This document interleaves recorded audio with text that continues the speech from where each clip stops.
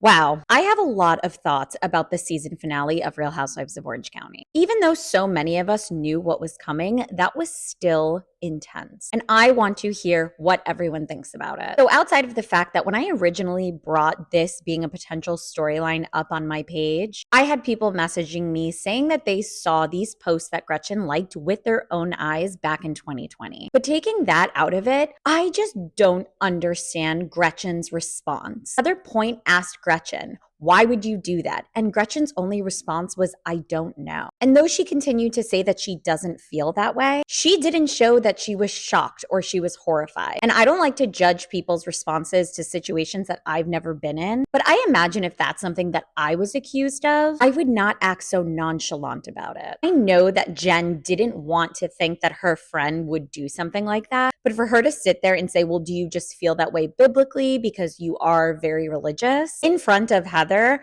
I don't blame Heather for getting so angry at that. And I think it's interesting that in this moment, Jen can give Gretchen so much grace, but she doesn't give that to Katie. And I also think it was kind of frustrating that in the car on the way to the airport, all of the women were kind of backtracking on their reactions because Gina said she went to go back and look at these posts and she didn't see these likes from Gretchen. We're talking about something that happened a while ago. I imagine that if Gretchen did like these things, she would unlike them before she got back onto Bravo. And again, I didn't see these posts with my own eyes, but Gretchen over the years has been known to post things like this. And I'm not saying just because you post something like this, that means that you're liking posts like that. But the accounts that post came from, Gina said Gretchen was following. So is it that big of a leap to think that she might have liked them? I am also so tired of hearing about people from the outside getting involved in this season of Real Housewives of Orange County. I'm also very confused about that ending. When we were introduced to this whole storyline with Kiki, Monique, and Katie, we had a face to the story, Kiki, who was on this other line saying that Tamra is leaking information to the bloggers. The voice was even like distorted. So how are we even supposed to believe this story? Honestly, this entire episode just had my head spinning. I am so curious to hear how other people felt.